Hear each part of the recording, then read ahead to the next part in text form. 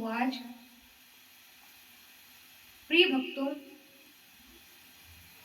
मेरे जन्म दिवस पर मैं आपको भगवान राम जी का मतलब श्री रामचरितमानस का एक प्रसंग, पुष्प वाटिका प्रसंग सुनाने जा रहा हूँ।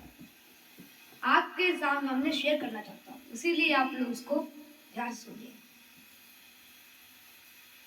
उठी लखनु निसि विगत सुनी, अरुण शिखा धूनि कान, गुरु ते पहिले जगतपति, जागे राम सुजान। प्रभु श्री राम तथा लक्ष्मण गुरु जी से पहले उठकर नित्य कर्म से निवृत्त होकर गुरु जी के चरण स्पर्श करने गए। अब गुरु जी भी त्रिकालज्ञ थे। उन्होंने समय जानकर, उचित समय जानकर कहा कि नगर के पूर्व दिशा में एक सुंदर सी वाटिका है, वहां से हमारे लिए पुष्प चयन कर लाओ, तब तक हम नित्य कर्म से निवृत्त हो जाते हैं। समय जानी गुरु आय सुहाई, मेरे प्रसून चले दो भाई,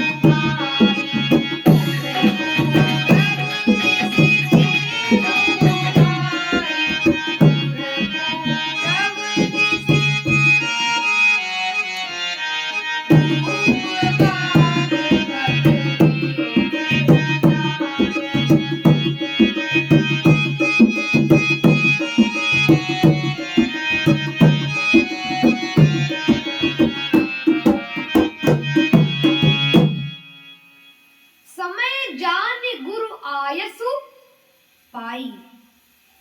तो समय जाने पर एक संत कहते हैं कि पूजा का समय जानकर पुष्प लाने चल दिए, पर लेकिन दूसरे संत कहते हैं, अरे नहीं भाई, कल नगर भ्रमण के समय बच्चों ने राम जी के कान में बता दिया था कि किशोरी जी प्रतिदिन माँ गिरिजा की पूजा करने के लिए पुष्प वाटिका में आती हैं, इसीलिए चल दिए। तो पूर्व दिशा की ओर चलते जा रहे हैं। अभी थोड़ा ही आगे जाने पर एक सुंदर सी वाटिका दिखी, जिसमें सुंदर से पुष्प खिले हुए थे और उनके मध्य में एक सुंदर सा सरोवर था, जिसमें अद्वितीय कमल शोभायमान हो रहे थे और उन पर बैठे भौरे सुंदर से गीत गा रहे थे। लागे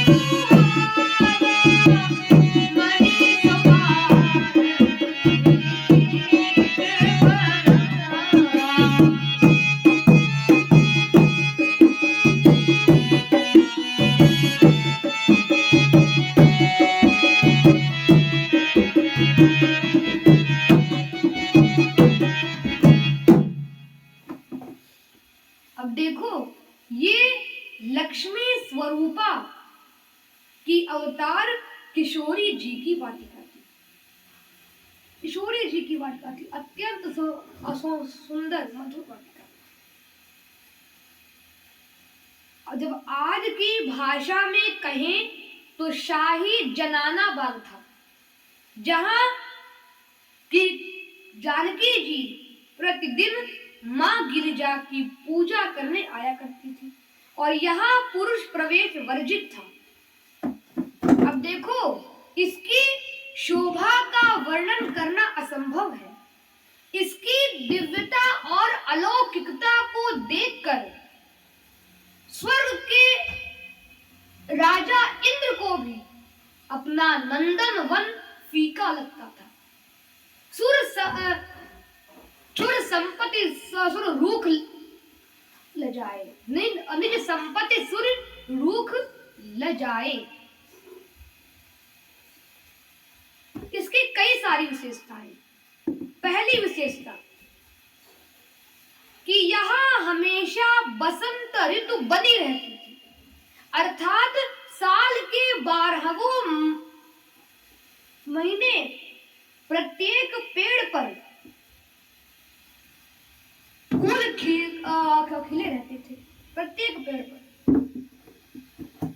अब वैसे तो बसंत ऋतु 2 महीने के लिए आती है और चली जाती है, पर यदि यहाँ एक बार आ गई तो जाने का कोई सवाल ही नहीं। लिखा है कि जहाँ बसंत ऋतु रही लुभाई। दूसरी विशेषता, यहाँ हमेशा पेड़ पर नए पल्लव और पुष्प खिले रहते थे। यहाँ पतझड़ का मौसम ही नहीं होता था और हमेशा नए पल्लव और पुष्प खिले रहते थे। कोई पत्ता सूखता नहीं था और यहाँ बिना ऋतु के फल लगे रहते थे। जैसे कि आम है, आम तो गर्मियों में होता है पर यहाँ सर्दियों में भी लगा। चाहे जो मौसम हो, सब में बिना ऋतु के फल। लिखा है कि नव पल्लव फल सुमन सुहाए। तीसरी विशेषता, यहाँ 4 प्रकार के पक्षी निवास करते थे। कौन से? चातक, कोयल, चकोर, तोता, जो हमेशा कूकते रहते थे, जिससे बाग में एक मधुर सा संगीत बजता रहता था और उस संगीत पर आनंदित होकर मोर नृत्य करते रहते थे। चातक, कोकिल, कीर, चकोरा, कूंजत विहग नटत कल मोरा। अगली विशेषता, यहाँ एक सुंदर सा सरोवर था और उस सरोवर की सीढ़ियां मड़ियों की बनी हुई थी और कोई ऐसी वैसी मड़ी नहीं, स्फटिक मड़ियों से बनी थी, जिसके प्रकाश से पूरी वाटिका जगमगाती रहती थी। और जो सरोवर के अंदर जो कमल थे, उन पर बैठे भंवरे सुंदर से गीत गाकर सखियों को आह्लादित किया करते थे।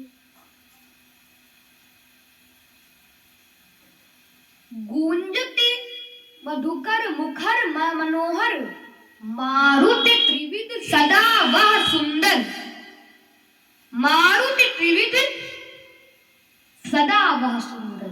अगली विशेषता, यहाँ सरोवर के तट पर गिरिजा जी का एक मंदिर था और वो मंदिर स्फटिक, वैदूर्य आदि मड़ियों से बना हुआ था।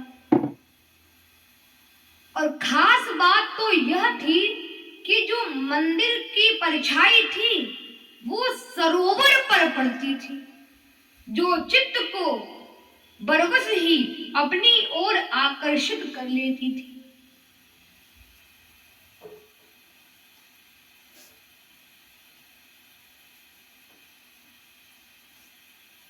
जो चित्त को अपनी ओर आकर्षित कर लेती थी। समीप गिरिजा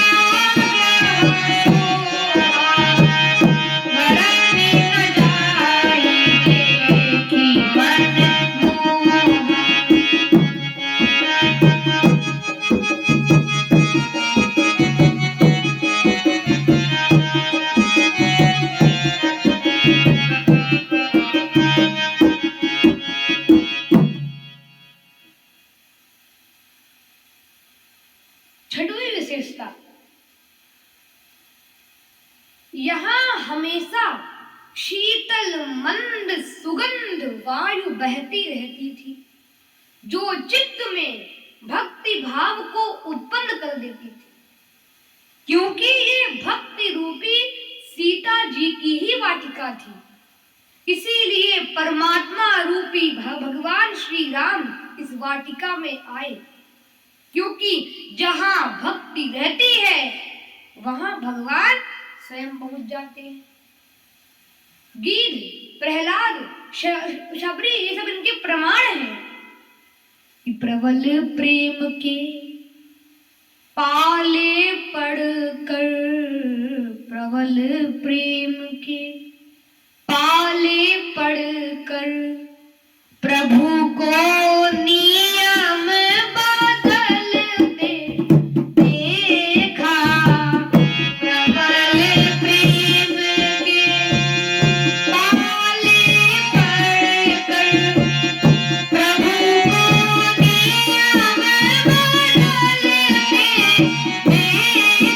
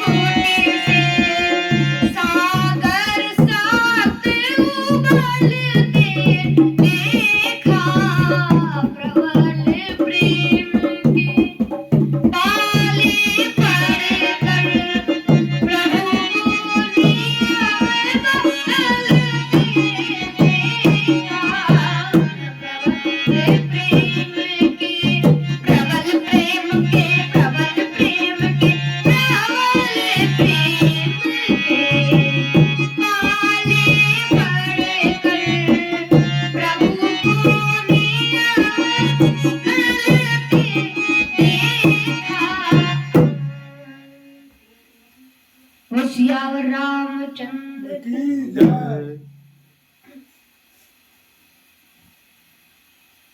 सातवीं विशेषता, जनकपुर के परम संत वक्सर वाले पूज्य मामा जी कहते हैं कि अब देखिए, ध्यान सुनिएगा आप लोग, कि जितने भी वृक्ष उस वाटिका में थे सब सब जानकी जी के सगे छोटे भाई थे। क्यों, मैं ऐसा क्यों कह रहा हूं? क्योंकि जो वृक्ष होते हैं वो भूमि से उत्पन्न होते हैं और किशोरी जी भी भूमि से उत्पन्न हुई हैं।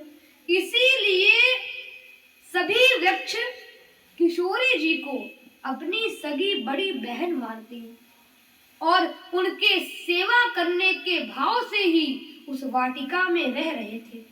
और आज जब उनके बहन के होने वाले पति उस वाटिका में आए तो सभी वृक्षों ने अपना पूर्ण समर्पण कर दिया। लिखा है कि सब तरु फरे राम हित लागी, ऋतु कुरीतु भेद सब त्यागी। गोस्वामी जी लिखते हैं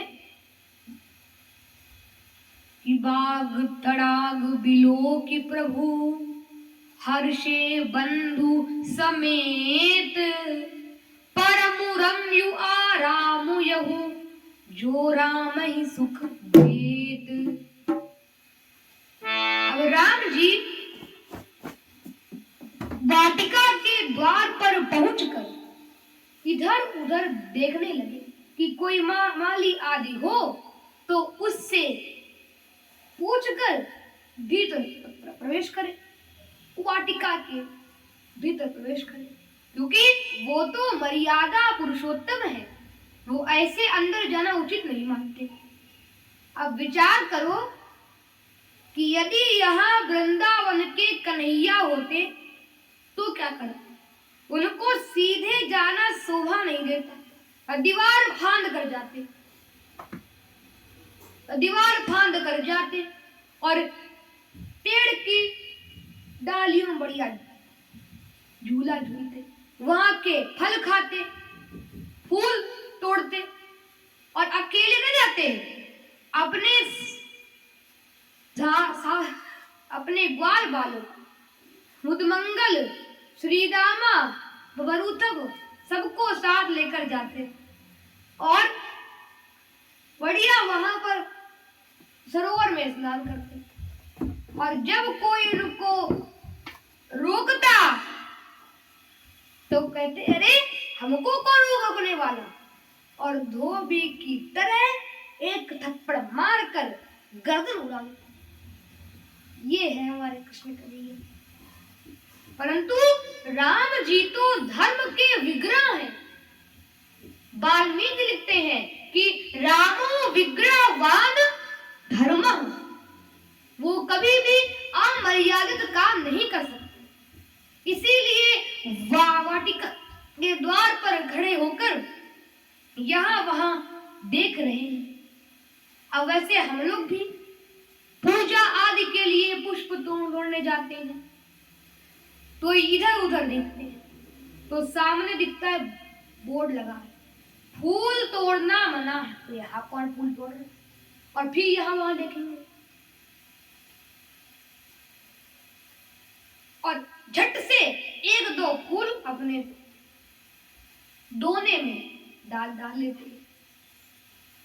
ये है। पर लेकिन कई जगह तो कैमरा लगा होता है कि आप कैमरे की नजर में भैया तब तो गए। तो राम जी को वहां कुछ माली दिखाई पड़े। एक संत कहते हैं कि वहां ये शाही जनाना बाग था, इसीलिए वहां माली नहीं थे, मालिनियां थी, वहां मालिनियां थी। चहु दिशि चितहि पूछ माली गए, परंतु जनकपुर के महामालियों ने जब इनको देखा तो ठगे से रह गए।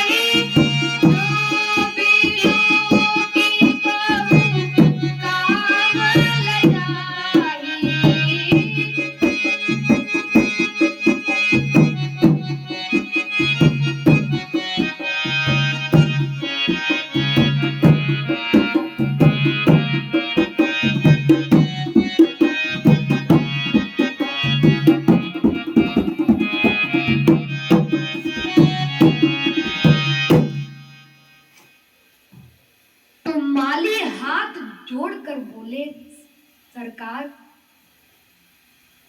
आप तो हमारे राजा साहिब के खास अतिथि हो, अर्थात वीवीआईपी हो, वीआईपी नहीं वीवीआईपी। तो आप फूल चयन का, पुष्प चयन का कष्ट क्यों कर रहे हो? आप हमको दो दीजिए, हम पुष्प चयन कर लाएंगे, तब तक आप आराम करें। तो राम जी बोले, अरे ऐसे कैसे दे दे? गुरु जी ने तो हमको पुष्प चयन करके लाने को कहा है, तो अतः हम ही जाकर अंदर से पुष्प चयन करके ले जाएंगे। तो माली बोले, सरकार आप ले तो जाएंगे, पर लेकिन हमें आपको भीतर भेजने में बड़ा डर लग रहा है, बड़ी समस्या है, अतः हम आपको अंदर नहीं जाने देंगे। तो राम जी फिर बोले, क्या डर लग रहा है, क्या समस्या है? तो माली बोले, सरकार एक समस्या नहीं है, कई समस्याएं हैं, हम आपको बता रहे हैं। बक्सर वाले पूज्य मामा जी कहते हैं, मालियों ने कहा कि बगिया बीच जान न दे हैं, राम जी कारण सुनो, डल फूल तोड़ हम दे हैं, राम जी विनती सुनो। पहली समस्या, माली बोले, सरकार माली बोले, सरकार ये किशोरी जी की वाटिका है, वो यहाँ प्रतिदिन माँ गिरिजा की पूजा करने के लिए जाती हैं, इसीलिए अब उनके आने का समय हो रहा है,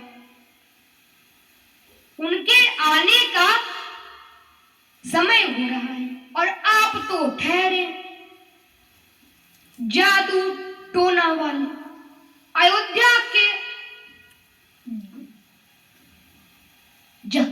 जादूगर अभी अभी एक पत्थर को नारी बनाकर आ रहे हो।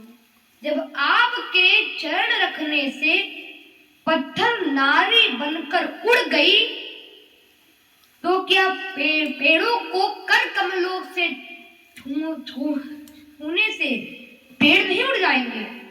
और यदि सब पेड़ उड़ गए तो महाराज हमारा क्या होगा? हमारी संविदा की नई नौकरी है, वो महाराज खतरे में पड़ जाएगी, इसीलिए अंदर जाने की हट न करो।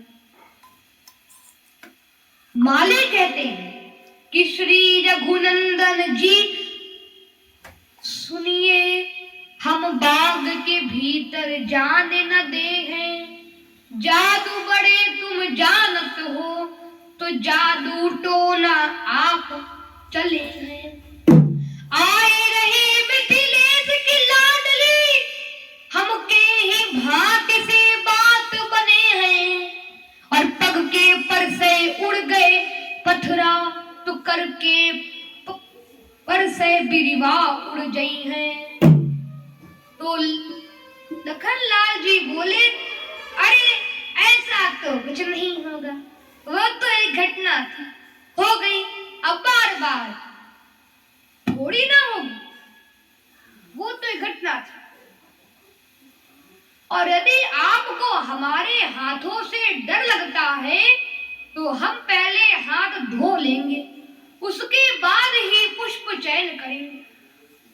दूसरी समस्या, माली बोले, सरकार यही तो समस्या है, जब आप हाथ धोने के लिए सरोवर में जाओगे तो वहां की सीढ़ियां तो मड़ियों की बनी हुई हैं, और आपके पैर रखते ही सब मड़ियां नारियां बन जाएंगी, और यदि वो नारियां बनकर उड़ गई तब तो ठीक है, और अगर ना उड़ी तो जनक जी हमको उड़ा कर रख देंगे, और साथ ही सरोवर की सारी शोभा भी बिगड़ जाएगी, और जनक जी हमारी मिट्टी कर देंगे। सर सोपान शिला पद परसत, सब नारी बन गई हैं, राम जी विनती सुनो। अगली समस्या,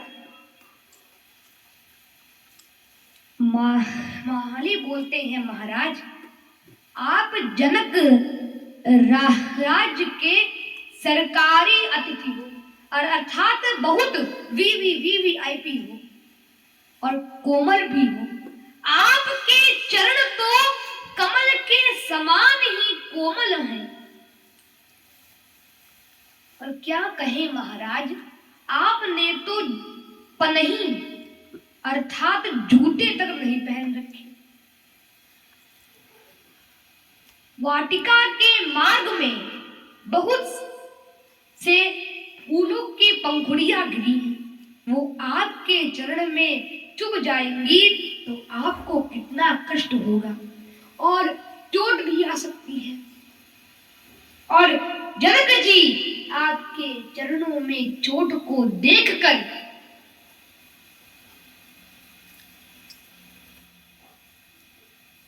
हम लोगों को दंड भी दे सकते हैं। कोमल चरण कमल बिनु पनही, पंखुड़ी गड़ गई है, राम जी विनती सुनो।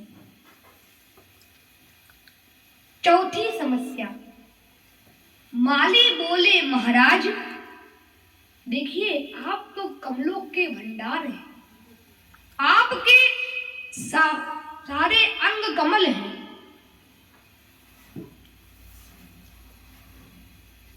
आपके सारे अंग का कमल हैं और इतने सारे आपके सारे अंग आपके घुसते ही गजब हो जाएगा।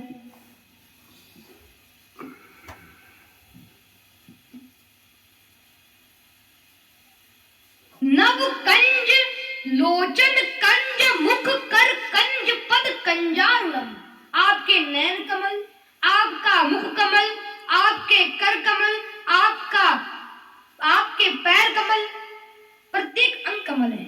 तो इतने सारे कमलों को इकट्ठा देखकर जो भ्रमर हैं, भौरे हैं, वो पानी वाले कमलों को छोड़कर आप पर टूट पड़ेंगे, आपको देखकर पागल हो जाएंगे और आपको चूसने लगेंगे, जिससे आपको बहुत परेशानी होगी और चोट भी आ सकती है। चोट भी आ सकती है और हमारी संविदा की नई नौकरी भी खतरे में पड़ जाएगी। तज तज सुमन मधुप मत वारे, मुखमंडल पर मंडरी हैं, राम जी विनती सुनो। तो महाली हाथ जोड़कर बोले, सरकार कुछ ऐसा करो जिससे हमारी नौकरी भी बची रहे और आपको दल फूल भी मिल जाए। कि कृपा करो हम पर श्याम सुंदर,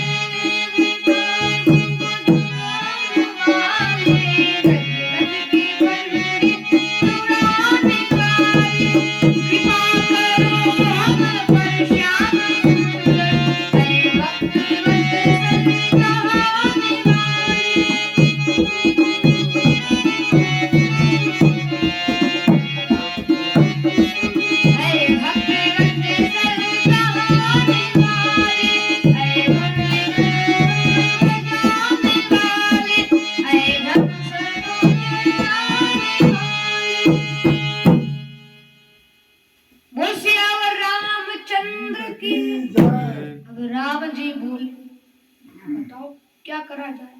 तो एक होशियार माली बोला, सरकार, हमारे जनकपुर में एक महामंत्र है, यदि उस मंत्र का जाप कर लिया जाए तो सारे जादू टोना समाप्त हो जाते हैं। क्या महामंत्र है भैया? तो महाली बोले, सरकार, आपको जोर लगाकर बोलना होगा, बोल जगनंदनी श्री किशोरी जी की जय। जब बोलोगे सियाजू की जय, तब प्रभु प्रसन्न पई है, राम जी विनती सुने।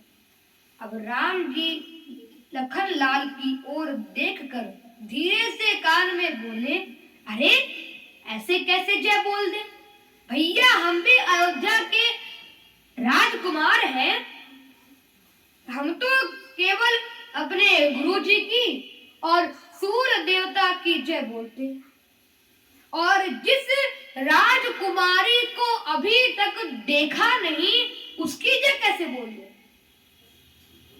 अब लखन लाल जी मन में विचार करने लगे, रे महाराज, मन में तो रोज जय जय बोलते हो, आज थोड़ा तेज से बोल दो तो क्या अंतर पड़ जाएगा। और यदि आपको नहीं बोलना है तो मैं आपको एक उपाय बताता हूँ।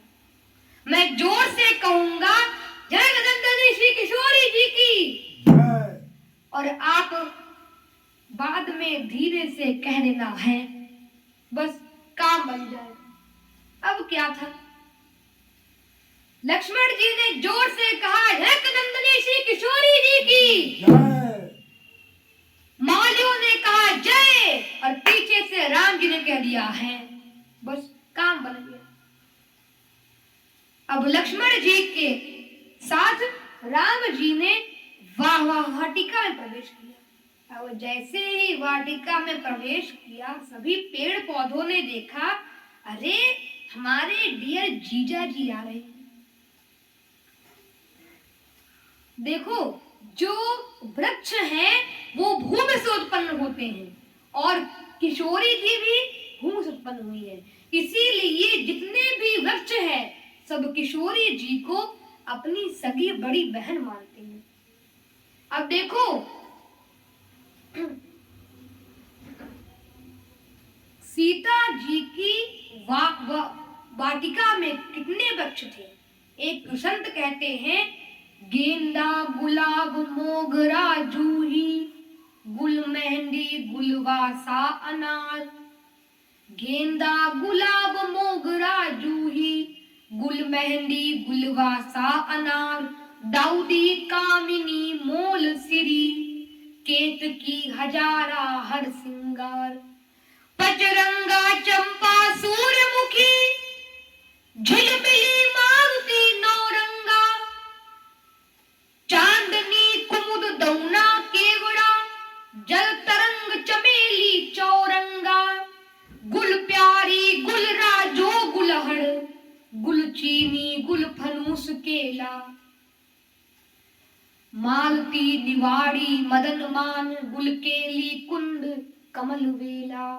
नीले पीले गोरे सांवरे, चित कवरे रंग बिरंगों के। और हम नाम गिनाए कहाँ तक, वो फूल थे हजारों किस्मों के। इतने फूल थे, और हम नाम गिनाए कहाँ तक, वो फूल थे हजारों किस्मों के। इतने फूल नहीं, हजारों फूल थे। अब सभी पेड़ पौधे झुक झुक कर भगवान राम का स्वागत कर रहे हैं। कईयों पेड़ और कई फूल तो अपने आप ही राम जी के दोने में गिर जा रहे हैं कि हमारे जीजा जी को कोई फूल तोड़ने का कष्ट न उठाना पड़े। देखो, ये हमारी कल्पना नहीं है। गौसामी लिखते हैं कि चहु दिस चितहि पूछ मालीगढ़, लगे लेन दल फूल मुदित मन। अर्थात जब कोई दे रहा है तो भगवान ले रहे हैं। बात स्पष्ट है, जब कोई देगा तो भगवान लेंगे, जो मतलब जब कोई देगा तो कोई दूसरा लेगा। तभी वाटिका में एक घटना घटी। तेहि अवसर सीता आई, तेहि अवसर सीता आई, धूप बाग तेहि अवसर सीता आई, गिरि जाऊ जन जननी पठाई, गिरि जाऊ जन जननी पठाई, संग सखी सब सुभग सयानी, गावहि गीत मनोहर वाणी, गौरी पूजन पधारी सखी जनक लली, गौरी पूजन पधारी सखी जनक लली, कमल डुलावत निज कर कमलनी, कमल डुला कमल डुलावत कमल डुलावत निज कर कमलनी, झुन झुन बाजत पै जनिया भली, गौरी पूजन पधारी सखी जनक लली, गौरी पूजन पधारी सखी जनक लली, गौरी पूजन पधारी सखी जनक लली, गौरी पूजन पधारी सखी जनक लली। बोल सियावर रामचंद्र की। तो जनक दुलारी ने अपनी सखियों के संग सरोवर में जाकर पद प्रक्षालन किया और मंदिर में जाकर पूजा करने लगी। नमस्ये त्वाम्बिके भीक्षणं स्वसंतानयुतां शिवां, भूयात् पतिर्मे भगवान् रामस्तदनु मोदताम्, चंदन अक्षत नैवेद्य सहित षोडश प्रकार पूजन करके मांगा वरदान, जानकी ने प्रभु चरणों का चिंतन करके। पूजा के पश्चात प्रार्थना करने लगी। जय जय जगदम्बा,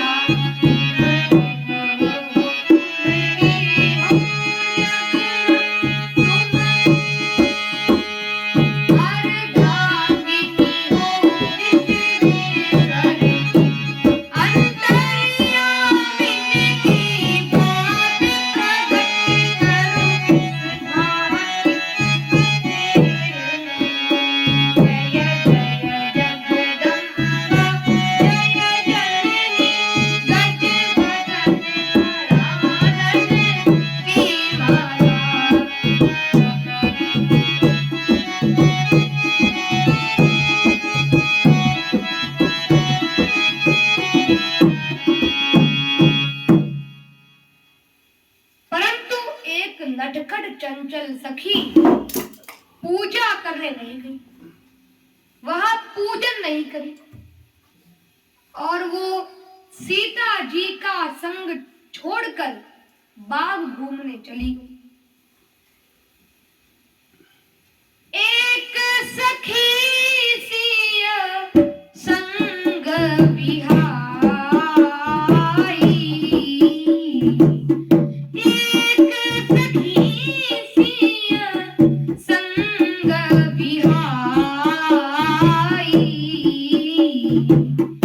गई रही देखन फुलवाई, तेरो बंधु बिलो के जाई, तेहि दो बंधु बिलो के जाई, प्रेम विवश सीता पही आई।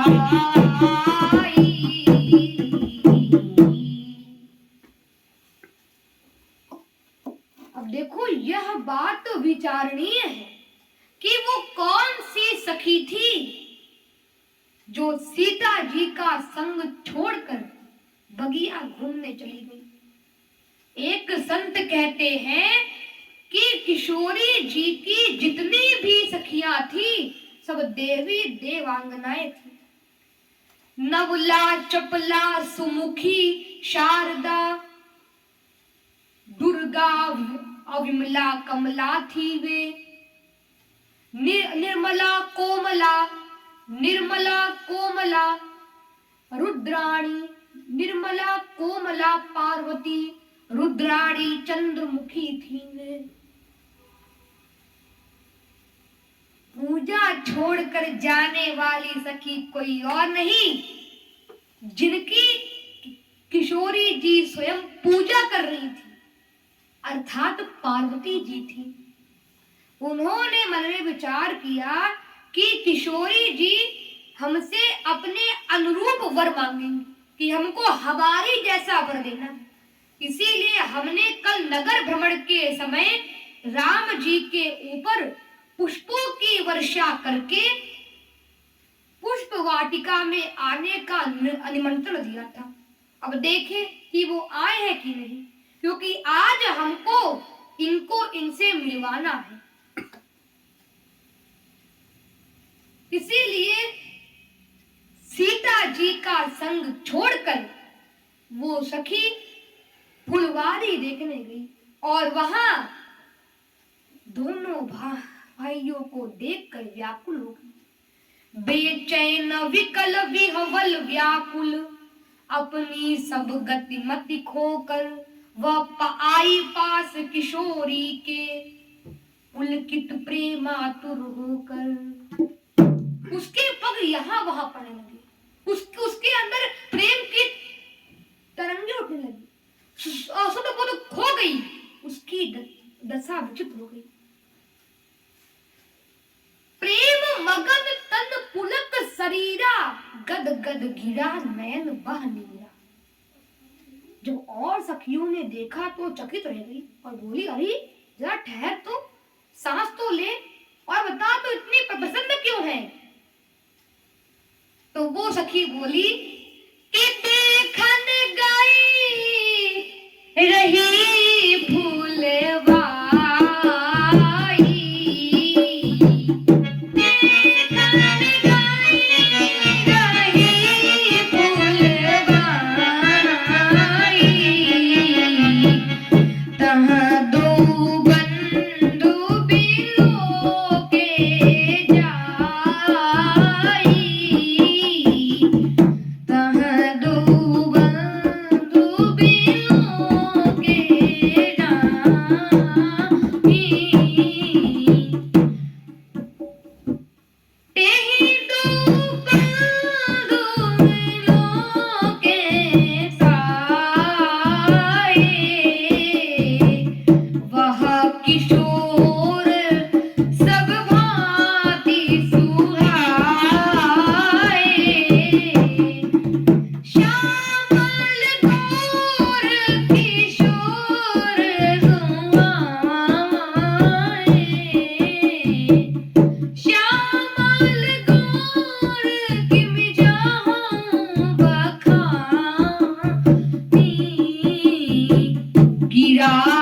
नयन नयन बिनुवाई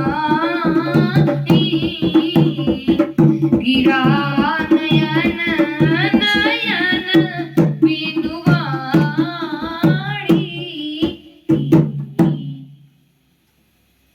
तो वो सखी बोली कि जो कल राजकुमार नगर भ्रमण कर रहे थे वो पुष्प वाटिका देखने आए, वो इतने सुंदर हैं कि मैं उनकी शोभा का क्या वर्णन करूं। प्रभु शोभा सुख जानहि नैना, और प्रभु शोभा सुख जानहि नैना, कहूं किमि सकहि तिन्हि नहीं बयना। जनु बिरंची सब निज निपुणाई, बिरंची विश्व कहाँ प्रगट दिखाई। उनका सौंदर्य गजब का है, मैं क्या वर्णन करूं, क्योंकि जिन नैनों ने इनको देखा है उनके पास वाणी नहीं है और वाणी ने देखा ही नहीं। गिरा नयन नयन बिनु वाणी, इसीलिए संत राधे श्याम लिखते हैं कि जो जिह्वा बतला सकती है उस जिह्वा के पास है नैन नहीं, और जिन नैनों ने उनको देखा है उनको मिले हैं बैन नहीं। तो विमला नाम की सखी बोली, ओहो हम जान गई, वो वही दोनों राजकुमार हैं जो विश्वामित्र जी के साथ आए हैं। अरे ये तो अयोध्या में राजा दशरथ के लाडले पुत्र हैं, जिन्होंने पूरे नगर में तहलका मचा के रखा है।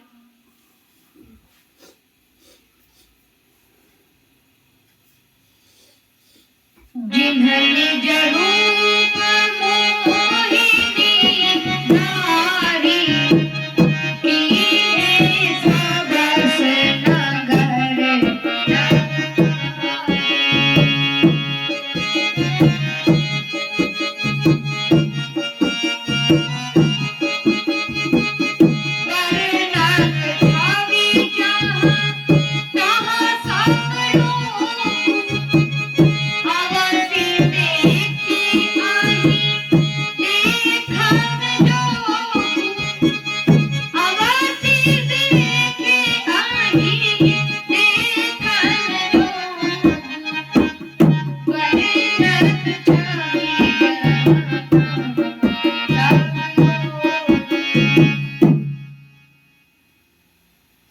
सखी की बात सुनकर जानकी जी को नारद जी के वचन याद आ गए और उनके मन में राम जी से मिलने के लिए प्रेम की हिलोरें उठने लगी।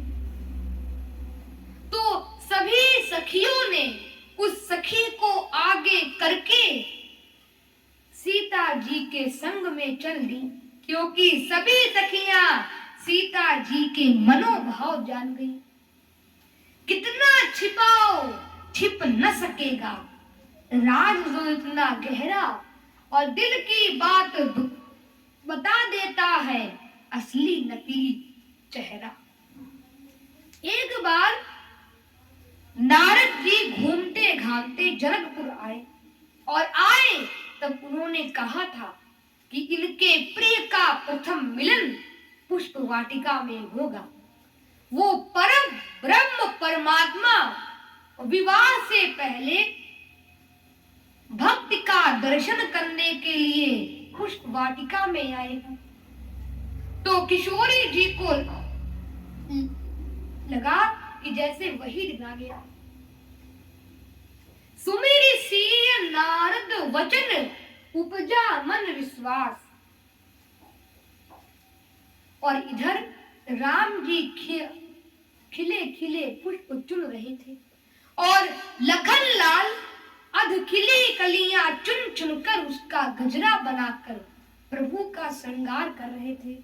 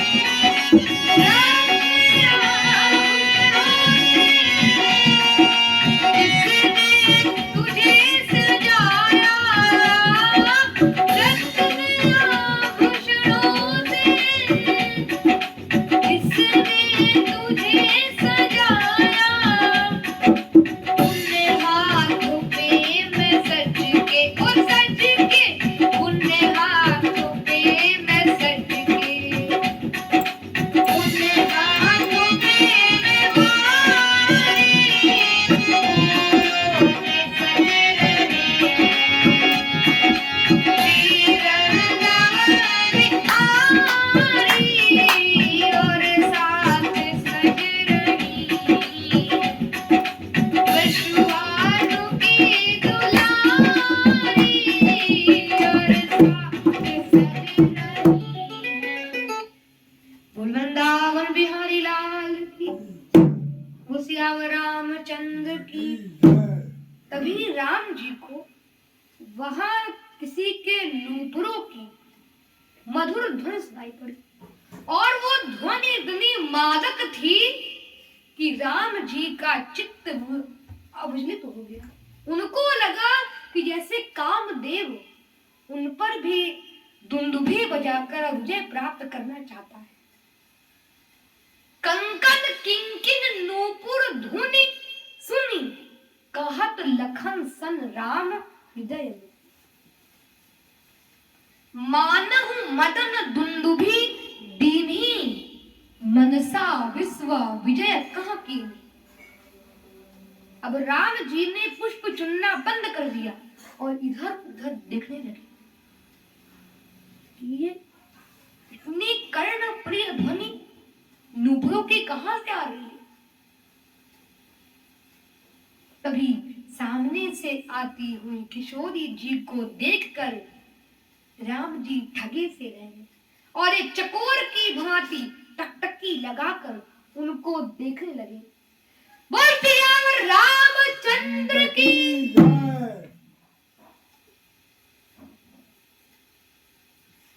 सरद सिय मुख ससी भय नयन चकोरा। उनको अपने इसीलिए गौशाला में जीतते हैं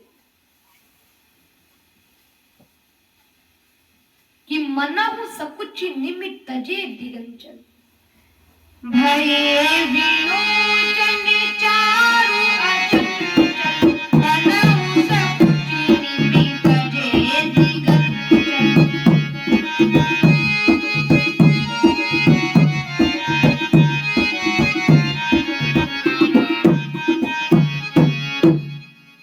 मतलब वो अपलक नेत्रों से जानकी जी को निहारते रहे।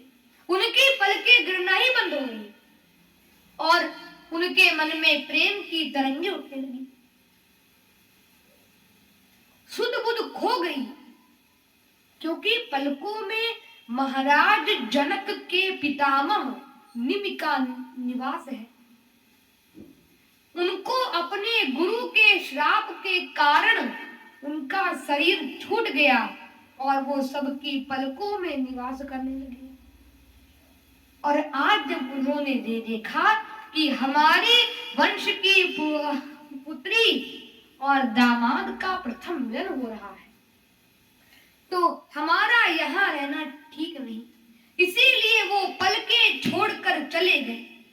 इसीलिए पलकें गिरना ही बंद हो गई। मनहु सकुचि निमित्त तजे दिगंचल।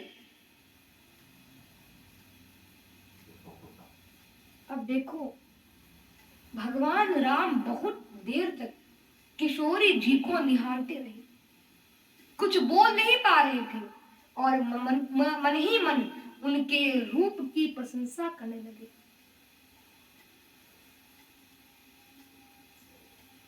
देखी सिया शोभा सुख पावा, देखी सिया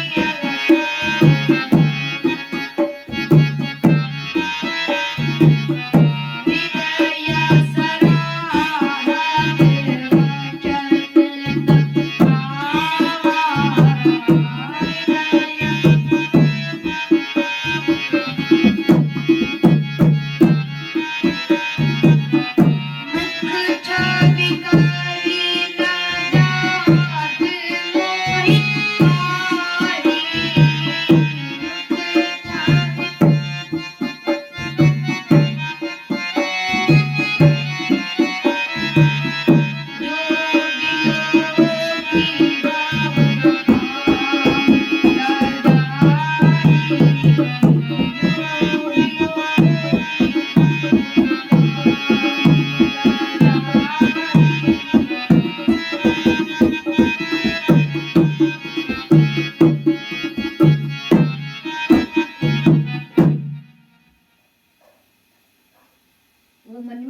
सोच रहे हैं, राम जी मन में विचार कर रहे हैं, आहा, लगता है विधाता ने अपनी संपूर्ण क्रिया कौशल के साथ इनकी रचना की और विश्व के समक्ष एक अनुपम झांकी का सौंदर्य प्रस्तुत किया है।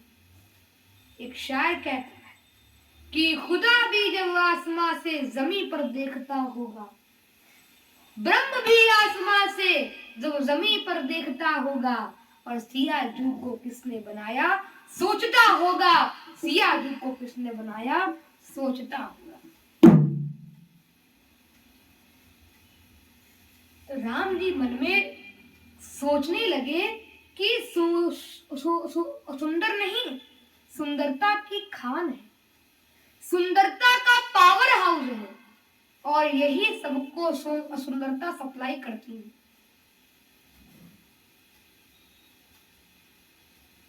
सुंदरता का हूँ सुंदर छवि ग्रह शिखा जन बरही।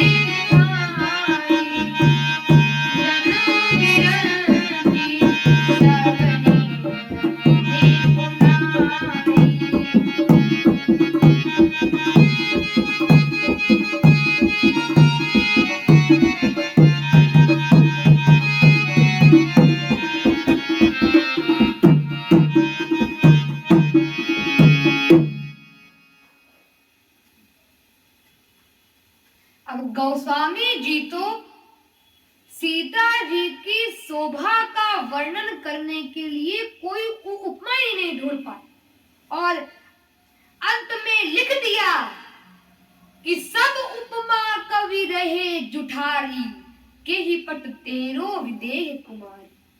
अरे भाई, सीता जी तो आदि शक्ति का अवतार है, आदि शक्ति का अवतार, तो उनकी महिमा और सौंदर्य का वर्णन क्या कोई मानव कर सकता है? महिमा अमृत न सकहि कहीं, सहस शारदा शेष, आदि शक्ति यही जग उपजाया, और सो अवतरे मोर यह माया। अब धीरे धीरे राम जी का मन संयमित हुआ, वो स्थिर हुए, उनका मन स्थिर हुआ, और वो लखन लाल जी से कहने लगे किसी शोभा ही बरनि प्रभु, आपनी दशा विचारी, बोले सुचि मन अनुज सन, वचन समय अनुहारी। अब जरा यहाँ भगवान राम के निर्मल मन की झलक देखिए, भगवान राम के निर्मल मन की झलक देखिए। वो लक्ष्मण जी से कह रहे हैं, लखन जी, ये जनक नंदिनी है और ये कितनी सुंदर है, इन्हीं के लिए धनुष यज्ञ हो रहा है, इन्हीं के लिए धनुष यज्ञ हो रहा है, और इनको देखकर मेरे मन में उथल पुथल मच रही है। सुख देने वाले सारे अंग फड़कने लगे हैं, प्रेम की तरंगे उड़ रही है। ऐसा क्यों हो रहा है, इसका कारण तो विधाता ही जाने, पर लेकिन मुझे मेरे मन पर पूर्ण विश्वास है कि वो कभी दूसरे की स्त्री के बारे में नहीं सोचता है। अब जरा राम जी की भाषा को गोस्वामी जी के शब्दों में सुनिए। जासु बिलोकी अलौकिक शोभा।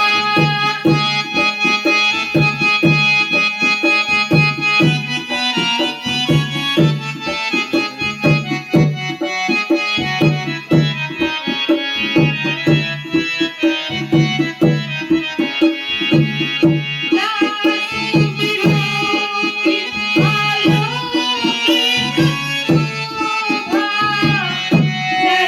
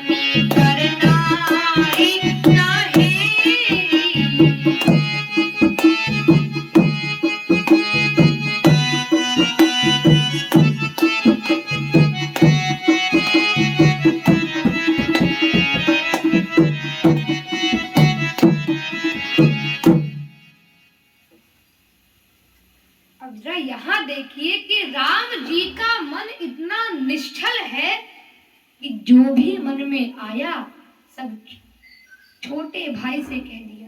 कुछ सोच विचार नहीं किया। ये नहीं सोचा रे मेरा छोटा भाई है, मेरा कितना सम्मान करता है और मेरे बारे में क्या विचार करेगा मैंने यदि मैं कहूँगा। कुछ संकोच नहीं किया। भगवान और अभैया लखनलाल जी भी कुछ कम नहीं, वो भी पूरी पुष्प वाटिका प्रसंग में एक शब्द नहीं बोले, मूक श्रोता बने रहे, कोई शब्द नहीं बोले, केवल सुनते रहे, विचार करते रहे। भगवान राम लखनलाल जी से बातें करते हुए तथा पुष्प चुनते हुए थोड़ा आगे बढ़ गए, एक लता के पीछे हो गए तो जानकी जी का मन व्याकुल हो गया।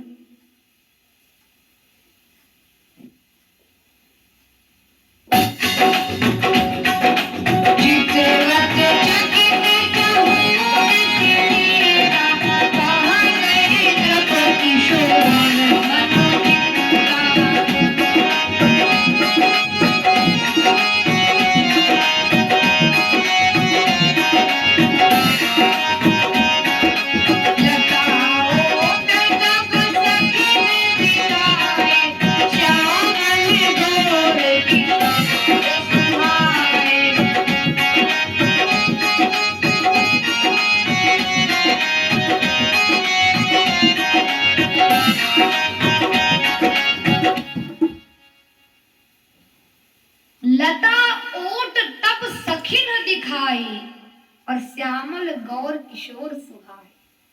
तब सखियों ने एक लता की ओट लेकर उसमें राम जी के दिव्य दर्शन कराए। जब सीता मैया ने राम जी का देखा लौकिक रूप तो उनकी आंखें चौंधिया गई। मुखमंडल का आलोक देख सुध बिसरी राजकुमारी की, सम्मुख प्रकाश के छपक गई अखियां श्री जनक दुलारी की। और जब आंखें खोली तो विस्मित होकर राम जी को एक चकोरी की भांति टकटकी लगाकर देखने लगे। शरद शशि भई नयन चकोरी, अस्त्र अस्त व्यस्त व्यस्त हो गई, अस्त व्यस्त मस्त हो गए, कुछ बोल नहीं पा रही थी, उनकी सुध बुध खो गई और उनकी दशा विचित्र हो गई, देह भय भोग, अधिक स्नेह देह भय भोग। उनको राम जी अपने लगने लगे। उन्होंने मन में विचार किया, अरे ये तो हमारे ही हैं, इनका हमारा संबंध में पुरातन है, इनको हमारे लिए ही बनाया गया है और अब मैंने इनको पूर्ण स्वीकार कर लिया है। और फिर राम जी के श्रृंगार को देखा जो लक्ष्मण जी ने फूलों से सजाया था। शोभा शिव सुभग दो वीरा, शोभा शिव सुभग दो वीरा, नील पीत जल जाब शरीरा, मुख छवि कही न जात मुहि पाही, और जो बिलो के बहु काम न जाए। कि देरे देख कर राम जी को जनक नंदिनी, देख कर राम जी को जनक नंदिनी, बाग में बस खड़ी की खड़ी रह गई, देख कर राम जी को जनक नंदिनी, बाग में बस खड़ी की खड़ी रह गई।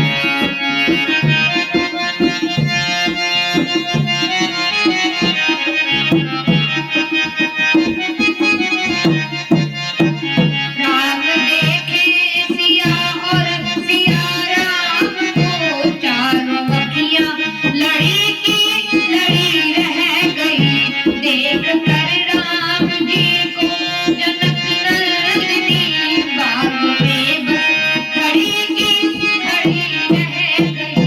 बोली पहली सखी, बोली पहली सखी, एह छोटे कुंवर, बोली पहली सखी, एह छोटे कुंवर, पर चमत्कार इनका नहीं जानती, एक ही बार में राम सीता का, एक ही बार में सकीना पड़ी की पड़ी रह गई। राम देखे सिया और सिया राम को, चारों अखियां लड़ी की लड़ी रह गई। बोली दूसरी सखी, बोली दूसरी सखी, जानकी के लिए, बोली दूसरी सखी, जानकी के लिए, लिख दिया है विधाता ने जोड़ी सुघर,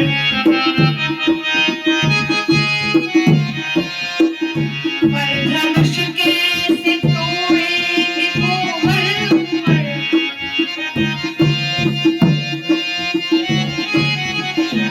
मन में शंका बनी की बनी रह गई। राम देखे सिया और सिया राम को, चारों अखियां लड़ी की लड़ी रह गई। राम देखे सिया और सिया राम को, चारों अखियां लड़ी की लड़ी रह गई, देख कर राम जी का जनक नंदिनी, बाग में बस खड़ी की खड़ी रह गई। बोल सियावर रामचंद्र की। और विदाई का समय जानकर किशोरी जी ने आंखों से फोटो खींचकर, राम जी का आंखों से फोटो खींचकर हृदय में चिपका दिया, और राम जी ने भी सच्चे प्रेमी की भांति किशोरी जी का फोटो खींचकर हृदय में बसा लिया। लोचन मगरा मही उर आनी, दीन्हे पलक कपाट सयानी। प्रभु जब जात जानकी जानी, सुख स्नेह शोभा की खानी। परम प्रेम भयो मृदुमति कीन्ही, चारु चिंत भीति लिख लीनी। एक शायर कहता है कि ताशीरे इश्क होती है, दोनों तरफ जनाब मुमकिन नहीं, दर्द इधर हो उधर ना। जब दो दिलों से मुलाकात होगी, जुबां चुप रहेगी मगर बात होगी। सीता जी ने रघुनंदन को अपने नयनों में बसा लिया, रघुनंदन ने भी सीता को निज अंतर में ही छिपा लिया। और उसके बाद एक बार फिर किशोरी जी ने राम जी को देखा और राम जी की कोमलता को देखकर तथा धनुष की कठोरता को सोचकर और अपने पिता की प्रतिज्ञा को जानकर बहुत दुखी हुई। अगहन अर्थात दिसंबर का महीना और इतने कोमल है कि इनको पुष्प चुनने में मतलब भयंकर जाड़ा, और इनको पुष्प चुनने में इतना कष्ट हुआ कि माथे पर पसीना छलका। तो ये धनुष क्या तोड़ पाएंगे? तो हमें फिर गौरी जी के पास जाना चाहिए और उनसे प्रार्थना करनी चाहिए कि आप धनुष को हल्का कर दीजिए, जिससे राम जी धनुष को उठा पाए और उसकी प्रत्यंचा चढ़ा पाए। और जो हमने एप्लीकेशन कर दे दी, पहली बात तो हमने कहा है हमारे जैसा अवर देना, परंतु हम तो गोरी चिट्टी हैं और हमारे होने वाले जो जिनको हम पसंद करती हैं वो तो सावरे सलोने हैं। इसीलिए एप्लीकेशन धोखत हो गई और हमको फिर जाके एप्लीकेशन देनी पड़ेगी कि हमको हमारे जैसा वर मत देना, वही सांवरा सोना रूप देना। गई भवानी भवन बहोरी, बंदी चरण बोली कर जोरी।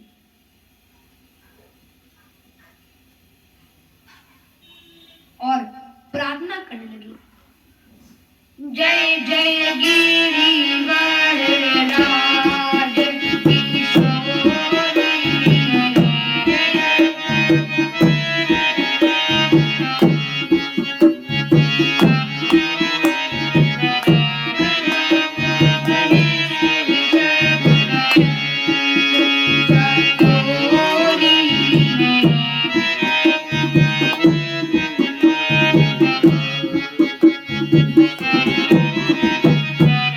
जय गज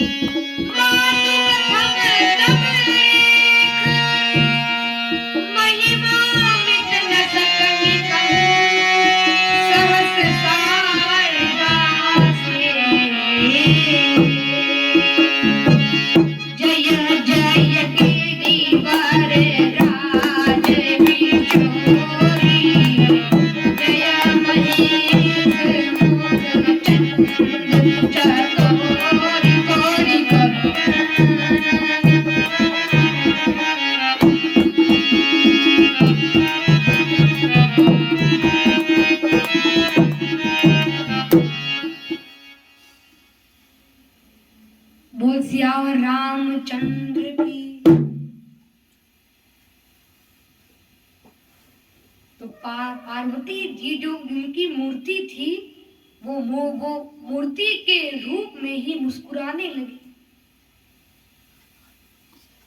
और अपना माला सीता जी को पहनाकर बोली, हे सीते कुछ संदेह नहीं, उत्तम अभिलाष तुम्हारी है, नारद का वचन सत्य होगा, ऐसी आशीष हमारी है। ये सुनकर सीता जी बहुत प्रसन्न हो गई और पार्वती जी ने कहा कि जो तुमने अभी एप्लीकेशन बदली है कि हमको सांवरा सोना वही रूप देना, तो जाओ, ये हमारा वरदान है कि तुमको वही सांवरा सोना रूप ही मिलेगा। यह सुनकर सीता जी बहुत प्रसन्न हो गई और अपनी सखियों के साथ महल में वापस लौट गई। बोल श्री रामचंद्र की।